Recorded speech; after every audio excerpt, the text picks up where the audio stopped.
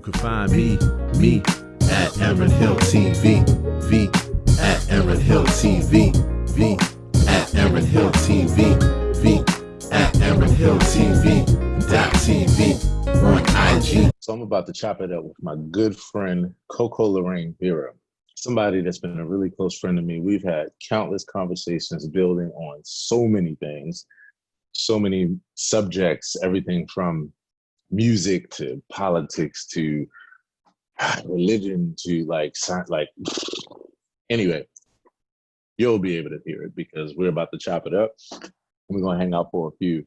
So I'd like to introduce you to her, and we're about to hang out and have some fun. We were chopping it about some music, and I was like, oh no, we got to stop this right now. We got to do a Zoom because we're dropping some science right now. That's just like, what the okay, anyway, but yeah. So we're getting ready to jump back into it. Hey.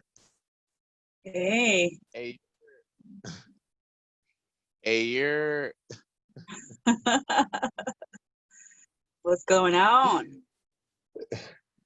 Ain't nothing here. So I don't know if you heard my. Let me get comfortable. I don't know if you. Let me clear my throat. So I don't know if you heard my oh, we're not live by the way. Just on. I don't know if you heard my my video from earlier where I put from Ayo to Ayer. No, I didn't see it. Another silly Billy. You'll get it. You'll get it if you see it. All right. I am wearing Jordy's t-shirt. Oh, wait a minute. Oh. Okay. Wow. I'm ready to go. Yeah. You sure? All right. Yeah, I'm looking at. Okay. Yeah. All right. You good? You. No, it's not. So yeah. So okay. You know. Yeah. I can hear you. I can hear you really well. Okay. So I'm sitting up here thinking about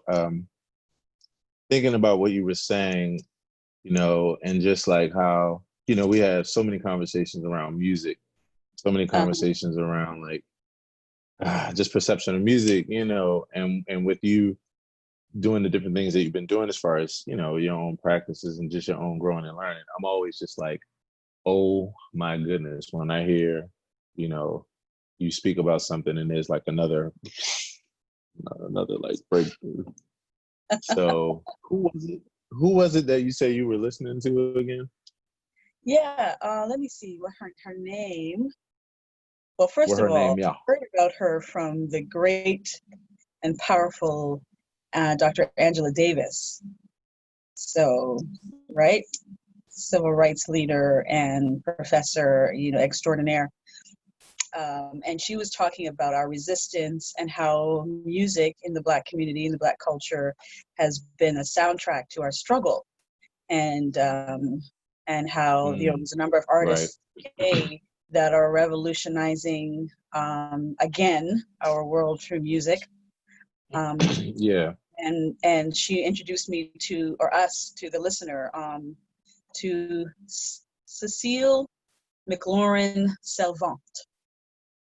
Cecile McLaurin Salvant. And I, of course, if Miss Angela Davis recommends that we pay attention, I looked her up on YouTube, and it was during the Tiny Desk concerts that I found that. Had you heard of Tiny Desk concerts before this, right? Yeah. And but once you saw that it was on Tiny Desk, it's something to, because if Tiny Desk, Tiny Desk, right? You can get on a Tiny Desk. It's not just about the big stage; it's about the tiny desk. You know what I'm talking about? So tiny. So then, when she started singing, she's a jazz singer, and just listening to her gave me freedom with respect to my voice. Because I was mentioning to you that there was a story in every note that she chose. You better talk. You remember you know, like when you're in church and then they take like the handkerchief and then they like they're so happy that they just start throwing stuff. Throw it Like, at you. you better sit. You better hold on. I ain't. Yeah, you better talk.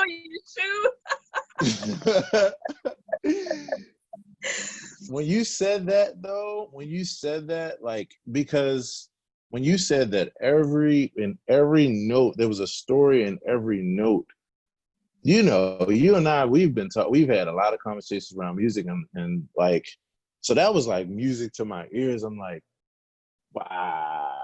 Cause that's deep for you to hear that or experience that way, you know? Yeah, man.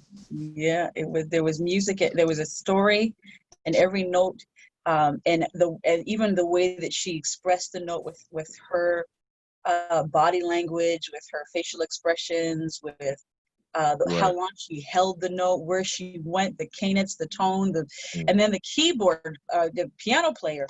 Geez, man, the way his note choices were also stories. And so the two of them together, because it wasn't like he was just playing the melody under her, you know, it was these very complex sort of runs, if you will, or I don't know, that's your language, right? Where he was just making really beautiful patterns of music, and I could hear raindrops, I could hear struggle, I could hear mood in his choices, and then with her story, and of course the choices of words too, right? Her wordplay was pretty beautiful. So then I was like, dude, no wonder you use music to spread a resistance, right? To be the soundtrack, because if just one note tells a story, and it kind of just started making me think about all the different artists and singers who used just one sound to say something, you know, from the gospel, like that's just but you knew what she was saying when she said, right? That's so true. That is so true. That is so true. So and I felt freedom there, and I can't wait to start writing some music again, with that frame of mind, that don't waste a sound, let every note choice, whether it's in tune or out of tune, whether it's, you know, it's an off note or not, there's a reason why it's there. That was exciting to me. Yeah. So one of the other things that I was telling you, even before we jumped on this Zoom, was like, so the flip side of the coin, right? Which is why I was going crazy, because I could hear your perception and perspective, like, going deeper. You know, like we always talk about, music is subjective. But the one thing that I know that I've learned, like, over time, is like, I've learned more about what it means to appreciate music or to appreciate a person's choices or artistry. It's really more like, well, I guess you could say I've learned that appreciation comes from going deeper, as far as being connected to the person who's doing the expression, their like intentions, maybe even their heart, maybe even like their story, right? And then if appreciation is going to happen, that's why we say, because it's still subjective. You can know someone's story and just be like, yeah, that's still some horse shit right there. I can't stand the way that sounds. But if you do find that you appreciate it or accept it, I realize it comes from that, like, really, really knowing that story, which honestly, you know, and this conversation, like many of our conversations, can immediately go down a whole other rabbit hole, because that's the same thing that I feel about the life story, and how you get people to actually empathize or appreciate other people, you know, and really getting them to more in a deeper way, to understand their notes, to understand the story in every note, right? And yeah, like to know what it means when they say something or when they cry out for something or when they like what have you. So anyway, but before we go Wait, down wait, that wait, rabbit wait, hole, wait, like wait. yeah, I had this idea right. of something called note stories. Okay. Note stories. Like that's something. I don't know what. Note stories where it's like you're gonna almost like a tiny desk. Like what is your note story? What and you have these I musicians getting got you. together, just play, and everybody has the story to tell, and they come together and just, what's your note? And I know it's not enough because obviously people just I'm like, I'm gonna play C sharp. Like it's not, Right. you know what I mean? But I think if we approach music from that space, from that understanding, man, what we could create. And I guess that's what a lot of musicians do. Like when I see you play with that feel good, it's like you guys are putting emphasis, or you guys are really storytellers. That's what I was going to say. Like we literally, it's when I realized this, I realized that there is a certain level of like musical skill or training that like to do anything, you at least want to got to learn the ABCs and the 1, 2, 3s, like the basics. And but at a certain point, it's not even really about it's Clarence says this all the time. It's bigger than the notes. It's like it because you start to realize that the notes are about not just like theoretical choices or analytical choices, but like when you're telling your story through what you're saying, it almost like surpasses rules. Like it's the that you did earlier.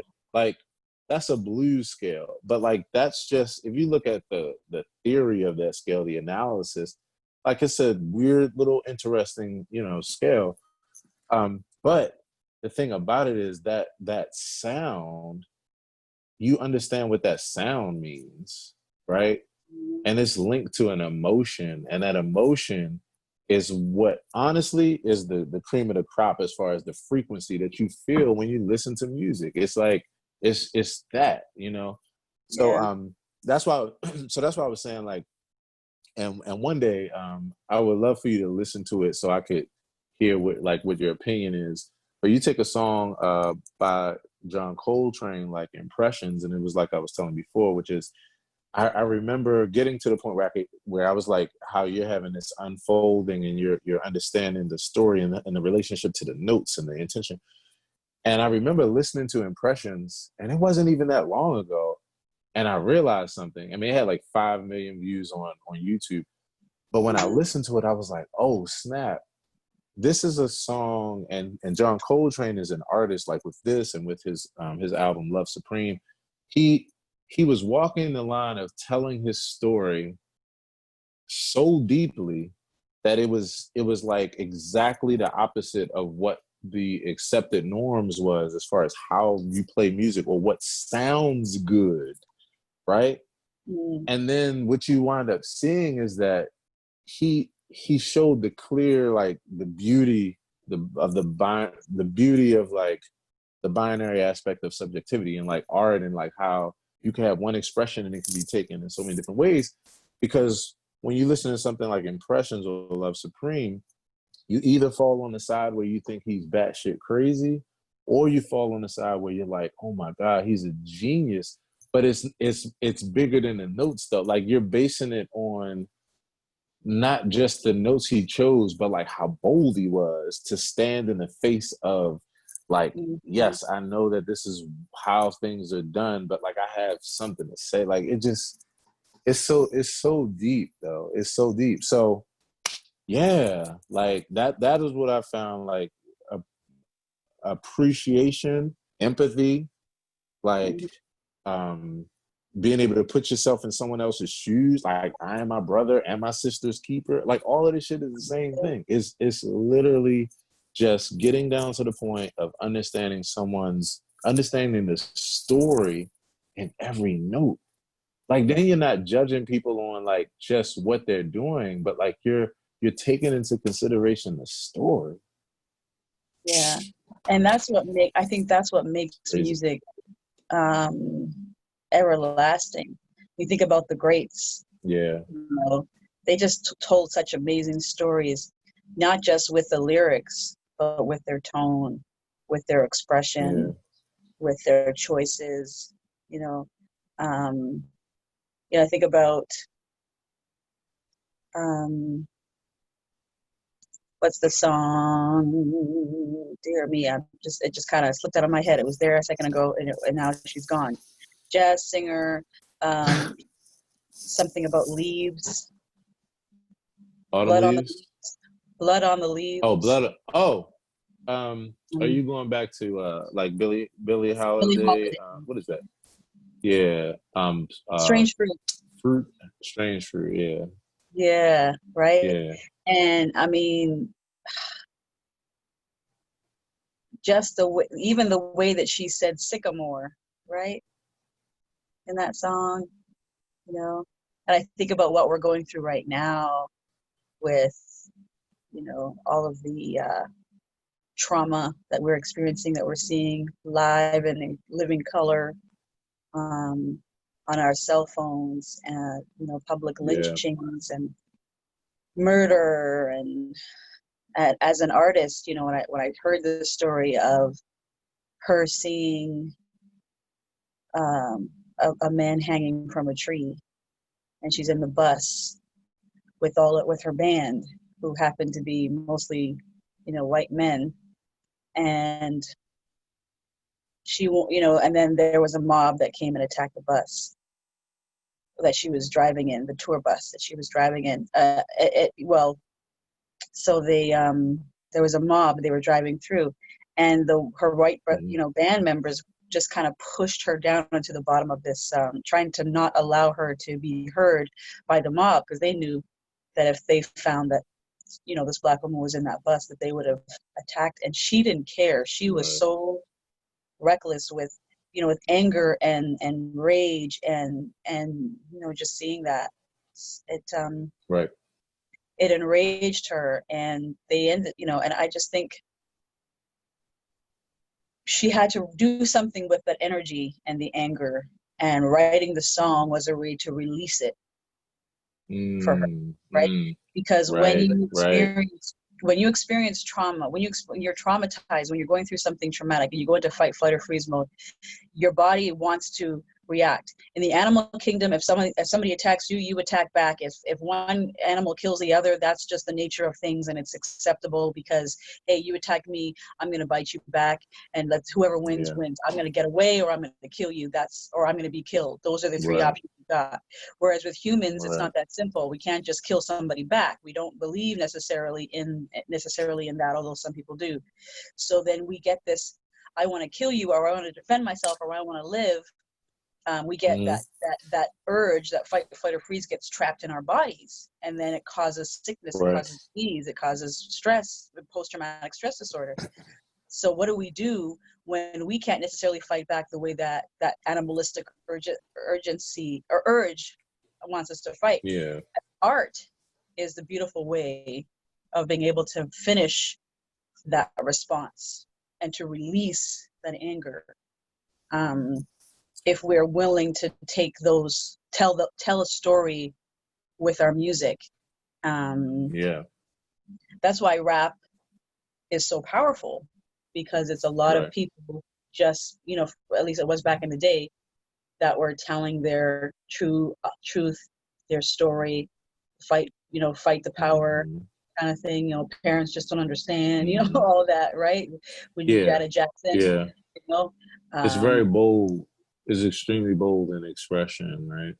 Yeah. It's very much like the very bold individual, So yeah, you're right. And honestly, yes, us telling our stories through music has been like therapy, for us as artists and creators and composers, as well as, those on the other side of, that are listening, and it's honestly the therapy that gets us through. I tell you, it's interesting because this is exactly this is exactly like what creates my cognitive dissonance with certain expressions, say with like gospel music, and then even with like trap music and these kind of things. It's because I understand the story behind the music, although I don't agree with the principles being pushed through the music, you know, all the time.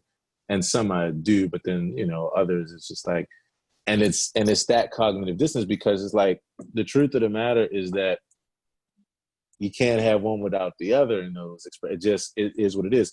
When you take the Negro spiritual experience, I mean, this is birthed out of pain and suffering, but this is how we cope though.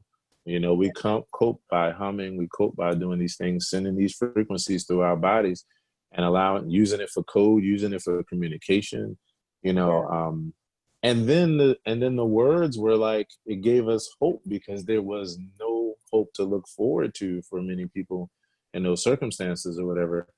And so while I honor and bow to the ground to like and how it brought us through, you know, even though I don't always, you know, agree with the actual message, or I don't think that maybe the message is true, or sometimes it's helpful for us nowadays. But yeah, it's really one of those things though where I came to the conclusion where I was just like, I mean, I accept all that I feel about it. I accept the part that I really appreciate and deep, like anytime, especially like nowadays, if I have to play in church, like if I'm somewhere and it's like if I'm playing for a funeral or wedding or something like that, or if I played in church, I prefer to play the more so blues, and it's just because of the fact that I can so feel the music and the experience, you know. But anyway, I'm just saying that to say, like, yeah, it's a really deep kind of thing with us. And that's why now, like, I fall deeply on the side of like using my powers for good, you know, because music has it is transformative, period. And then what you use it to transform or transform people into, to me, that's the matter at hand, you know. Absolutely. Which side do you fall on? And your street concerts or street serenades are pretty powerful, because I've watched a couple of the lives, and I hear the reaction immediately when people start to hear you. It's like a shift in energy the moment they see you on that corner or on that street, and it is a level of, or is a form of resistance, you know, because what have we been seeing on our streets except a lot of pain, righteous protest, and, you know, and brutality, and violence, and unity and community. It's been this, you know, this just everything. And then to see, and I'm scrolling through my Facebook page, and I'm seeing, you know, a great march where certain, you know, officers are kneeling, and then I'm seeing somebody being pushed and bang their head and they're bleeding, and then I see a little girl speaking, and then I see you in front of this church with your mom coloring and you playing, and I'm thinking, wow, you know, it's beautiful that you're doing that in this time. And I would almost would love to see a video of you almost playing to the images of the protesting, and to see if there's a way to blend those two, right? In some type of, I think if you were to take some footage from a protest and put it behind you in the backdrop of you playing, and to see the contrast that what we are fighting for, you know what we're fighting for is the beauty. You have the right to breathe and play, right? And that's what the protest's about. It's because you have an inherent right to be in this corner. You belong on the street, to be able to share your art and uplift the world, because that that's one thing that the world can say Black people have contributed to the music.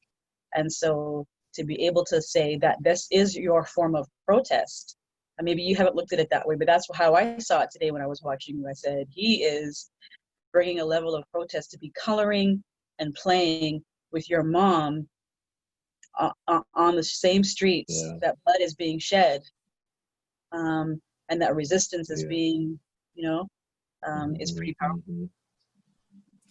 Let me tell you something. Thank you, first of all, because that really means a lot. And my goal is to be an agent of change, to be like a positive ripple. You know me, so you know how it goes. The thing is, it's so interesting what you're saying. Let me first start by saying, when people drive past, like the way that people have been like literally driving past cheering, like not even just like cheering, like literally and I could feel from a few different people's responses as they were driving past. Like there was this one whole group of, there was a car that had like a group of like, they looked like they were probably between 20, like 18 and 24. And they all were out of the window like, yes, yes, yes. Like out of this car. But what I realized from it was people were basically saying, yes, thank you for spreading positivity during this time. Like we need, there's been so many nods. And because I pay really close attention to psychology, I'll look at like how they smile or what they say, or, and I'm like, wow, I could tell these aren't just like, I can tell the difference between that and just like, wow, you play really nicely. These are like, thank you, because you are out here spreading love during a time when we need to see as many. So, and then my mom, like you said, joining me with all these beautiful colors. Like, so I'm really excited about that.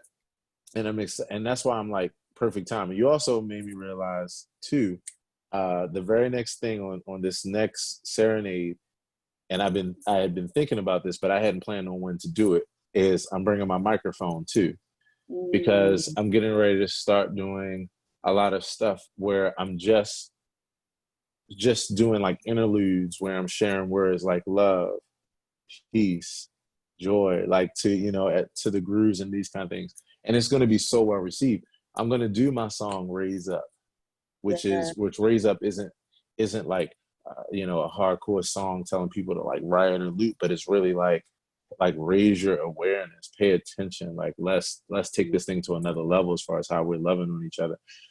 So you made me just realize like, yes, that's gonna be on the next one, and I'm gonna start doing that. Do your meditation, and then that's what I was gonna say. Then you got the meditation piece on top of that, and the quotes and that kind of thing. I'm also gonna do that on this Monday. We have a live stream concert that people can purchase tickets for, and it's the trio. And we're gonna do, like, I have the set list laid out and a couple of the tunes that I wanted to do in it. I wanted to do the vocal thing. And this was before we were right here. And I was just like, yes, like this is what people need to hear. Now it's really like, because all I'm gonna do is just speak, just love, just the affirmations or whatever. So yeah, and then also you'll be yeah. So here's the last thing for you. I think that what you said is a great idea when you talked about like having some of the visuals and scenes from like what's going on right now with my, with my music. That's an incredible idea. It's so incredible. That one for free, my brother. You have that one for free. Let me tell you something. Hey, look, I will pay you for the fact that basically you just gave me double confirmation, because if you go to YouTube and if you type in justice for George Floyd, Aaron Hill, that's exactly the video that you're going to see right now. Really? So you already did it? And it was, and now that I'm thinking about what song I did there, it's actually one of your favorite songs from my catalog.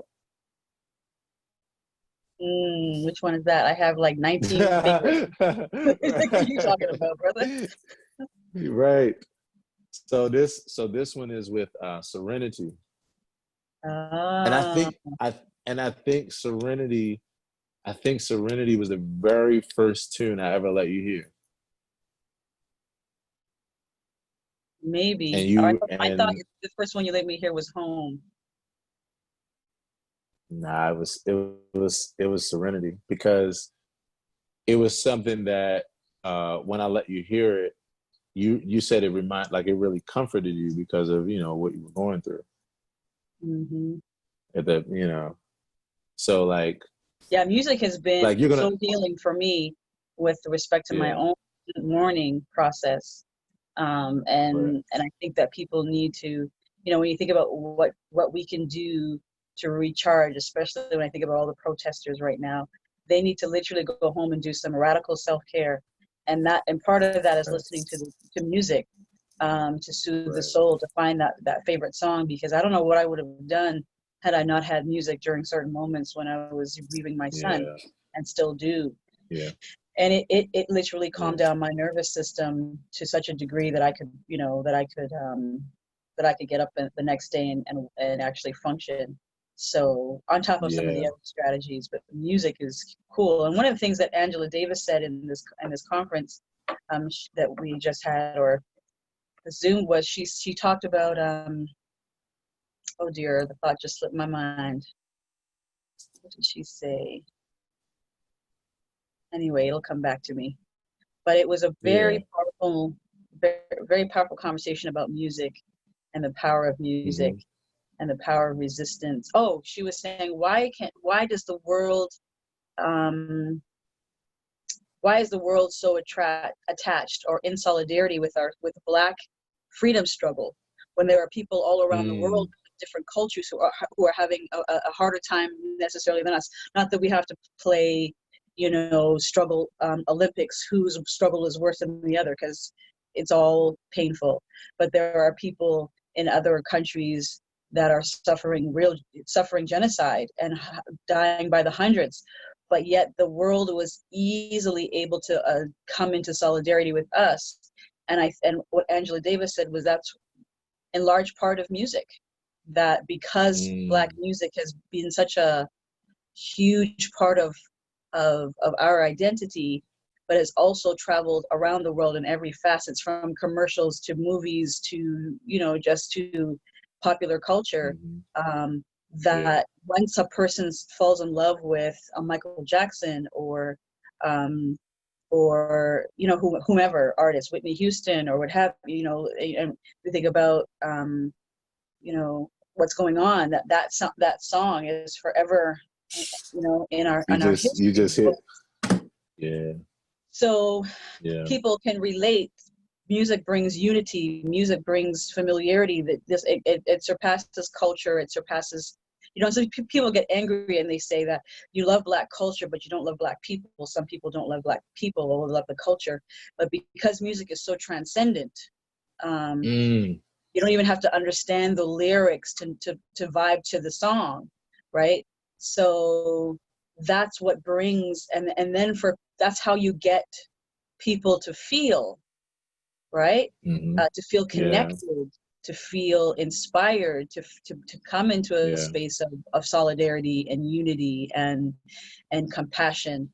And um, and so I think it's a beautiful thing if we recognize the power, of music, and that is why more people can identify with, let's say, instead of it's versus a Turkish struggle, our struggle as Black people, in yeah, North America, right?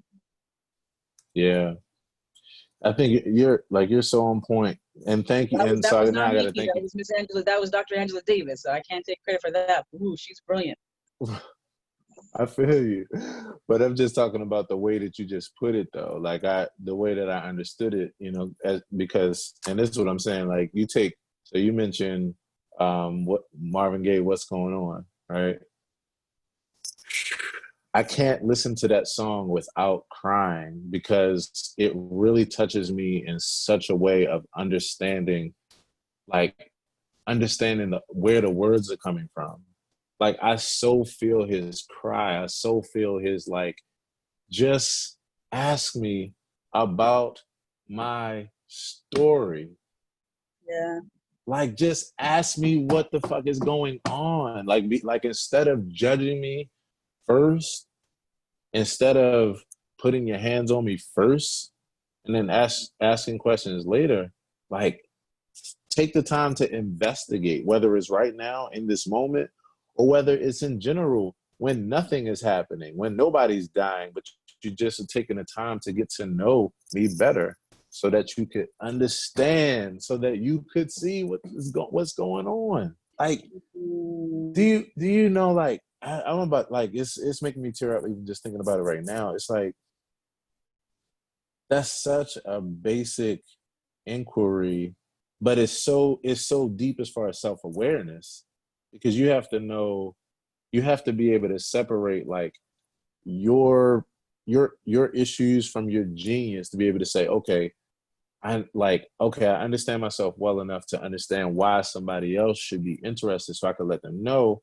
so that we could talk and we can have a better kind of relationship. We can understand each other. It's so basic. And like I was saying before, it's the key to empathy. You know, if a human being is going to empathize with another, it's only going to come by way of them knowing what's going on, you know, with the person at any given moment, in their happy times and their not so happy times, just what their life is like, what their reality is like. So thank you again, because now what you did, and I'm sitting up here typing out the set list for Monday's trio concert. You just gave me the the grand finale song for yeah, because we're gonna do What's Going On. We're gonna end it off, man.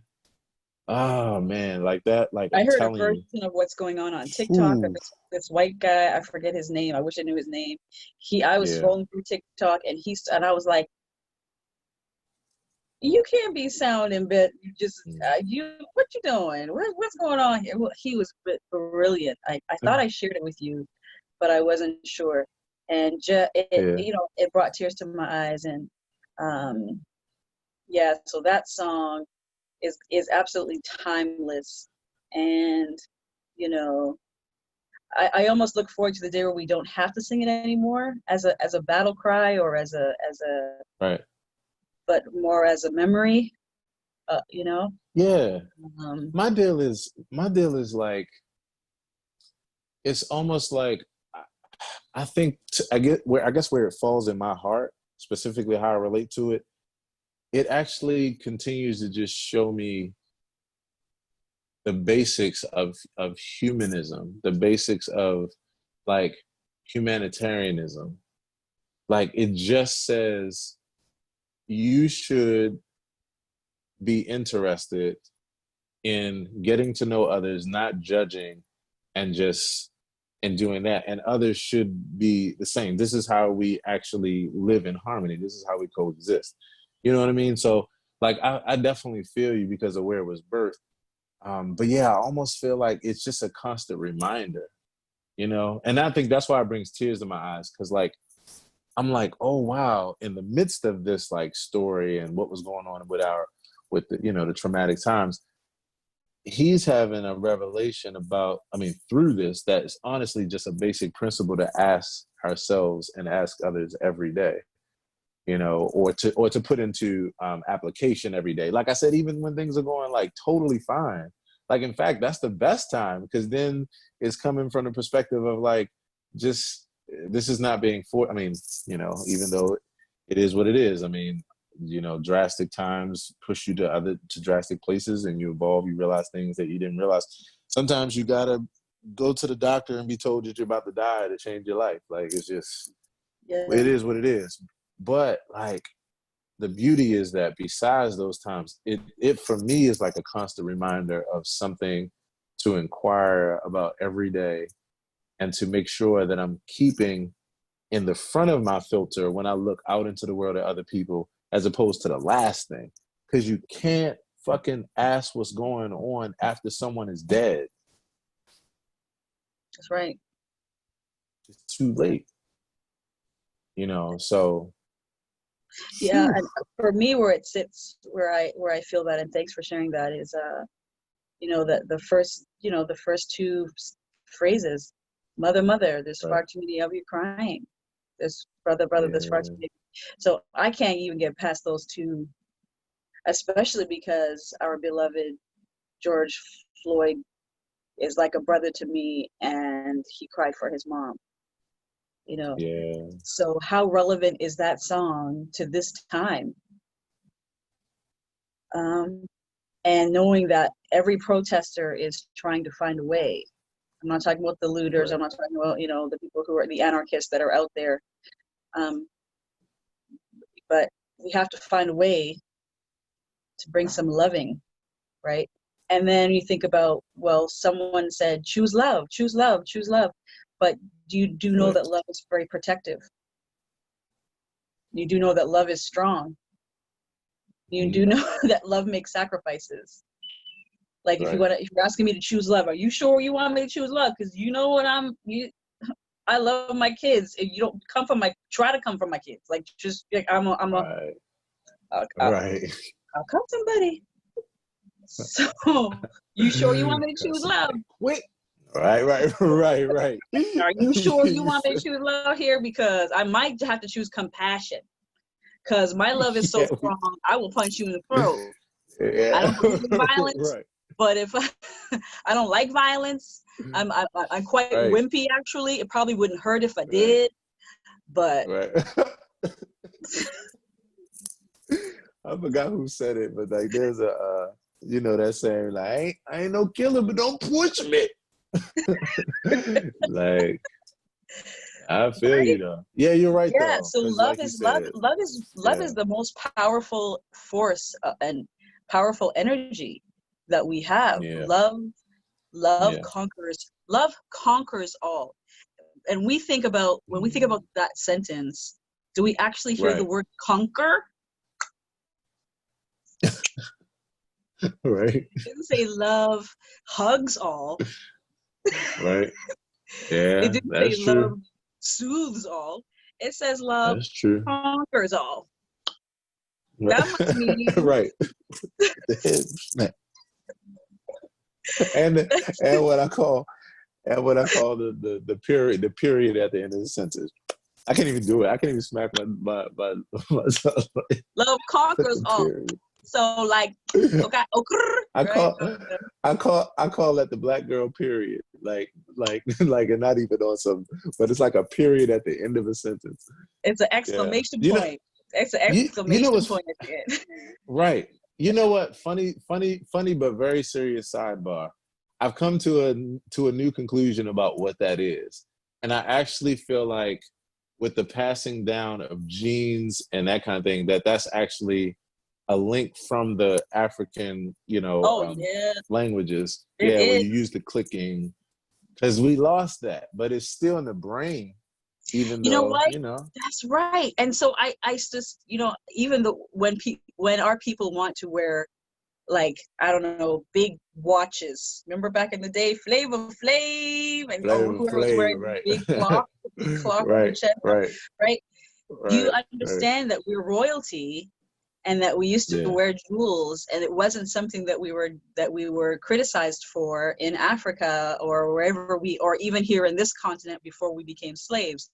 That there was a beautiful. If you look at the African cultures now, and you think about the way that they braided their hair back in the day, and the ornamentation of our fabrics and the flair and all of that.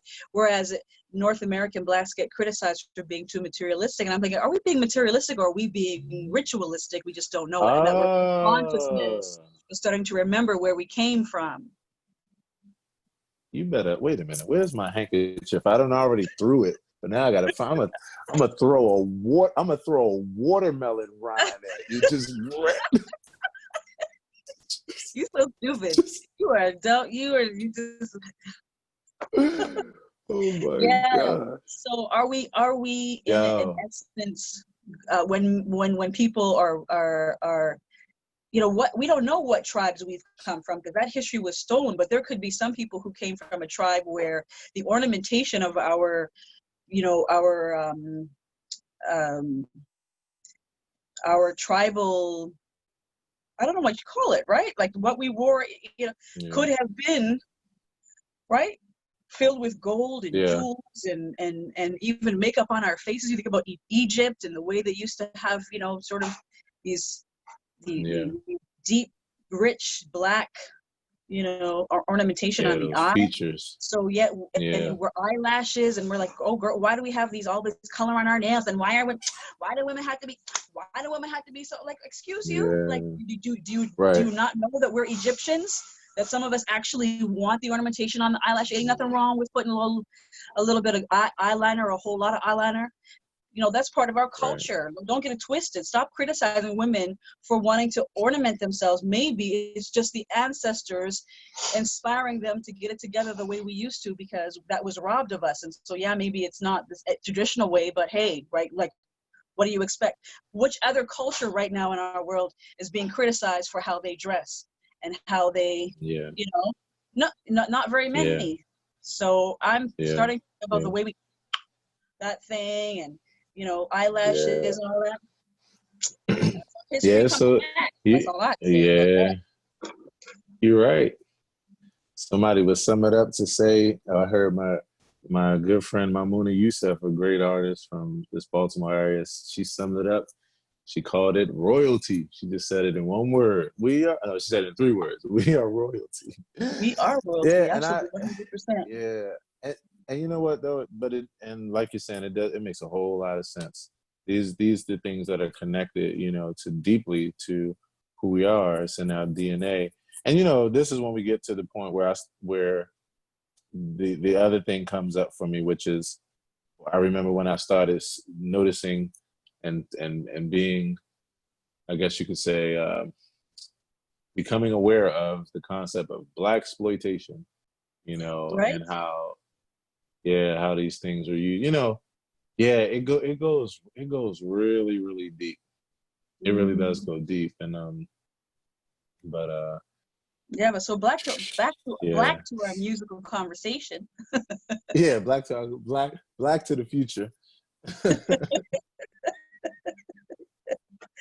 I'm excited. I almost wish you had your keyboard on, because I want to hear, in the context of this conversation, I want to hear you create a specific sound. If you were to try and create the sound of this experience, from a jazz perspective, what would that sound like?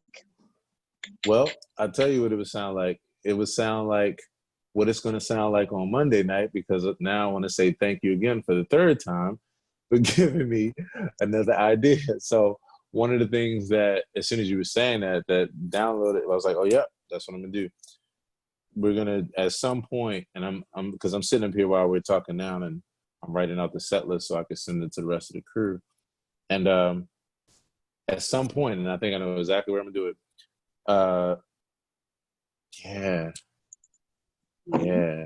So at some point, what I'm going to do is do like a piece where it's kind of open, where the whole vibe is just through the instruments. We're just expressing like just the emotion of what, and it's going to be totally open, which means that it'll just develop on a spot, and it'll just it'll be improvisation. An open, it'll be an open improvisation. Yep. Yeah. And that's what it's gonna be. Thank you. So thank you.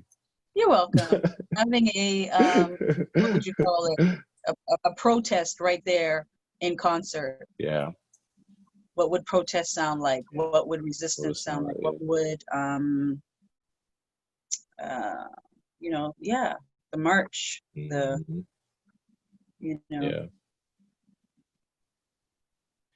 do we I was listening to a healer talk today, or on TikTok as well. My daughter keeps sending me these videos on TikTok, and she said we want to be able to balance out our language. So naming the pain, saying things like I can't breathe is important, but then also saying, but I deserve to breathe. I can breathe. I will breathe. And as long as I have breath in my body, I will continue to breathe for those that are not anymore. And I will be their voice, and I will be their eyes, and I will take their struggle and I will transform it. And it's really sort of lending your heart to because if words are energy and music is energy and notes are energy, then we need to take this toxic energy, name it, and then frame it, begin to transform it into something powerful, but also demand from the universe what we're looking for. It's not enough to just say, I can't breathe, but to say, I deserve to breathe, and I'm standing here, and I'm breathing for those who are not breathing anymore. And we will continue to breathe no matter what you do to us. There's that resistance. So what would breath sound like on your keyboard? What would breathing sound like when you play, when you work, when you are driving your truck, like my honey? What are you're breathing every day? And how do we make sure that our breath is healthy and that our breath is beautiful and long lasting and at peace in the middle of all of this trauma, Yeah.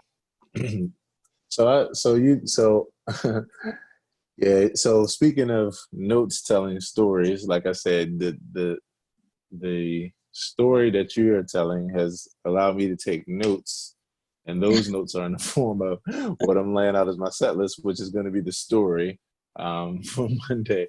And so, yeah, because the way I had a particular tune in mind that I was going to open up the set with, but in this conversation, and as I was putting it together, what I was just saying about that open piece that reflects the emotions, In fact, that's literally what I'm typing right now to the band to describe like the name of the song. Where it would be just a name of the song, I'm literally typing G minor open tune to reflect the emotions of the time. That's the direction for the song.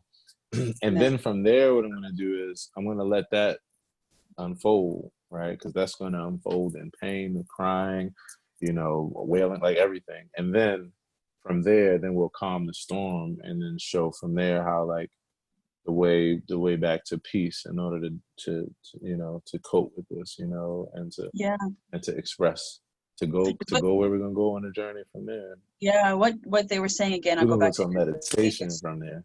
What they were saying, I should go into meditation from there, was that music can provide people with a picture of a brighter tomorrow. Right. It's like a dream. Music is like a dream that hasn't come true yet. It can paint a picture. It can tell that futuristic story of what should be, what could be, what we are fighting to make happen. And so there's a real, because I used to think, well, if there's so much pain right now, I don't really feel like singing. I don't really want to, because I need to stay here in this anger. But part of my resistance is being at peace, in the middle of this, because that's exactly what our enemies that are under such a shroud of pain themselves, what they don't want. They don't want us to breathe. They don't want us to be happy. They don't want us to find peace. And in fact, some of our struggle that they're witnessing is very pleasurable to them, right? Because if they enjoy killing, then they're definitely going to enjoy watching us mourn the killing and be devastated by the killing. And so a part of that resistance is being able to balance out that cry with music and with laughter and with peace, in spite of, Maya Angelou would say, still I rise. She named the problem, but she also said, by the way, I rise. Yeah.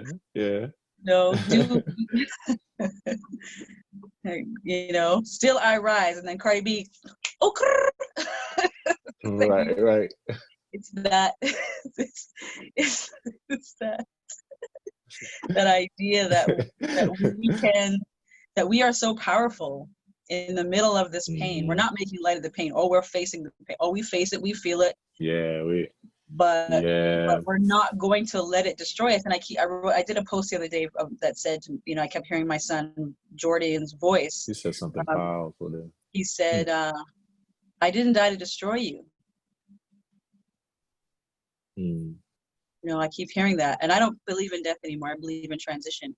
He says, I didn't leave you to destroy you. You know, right.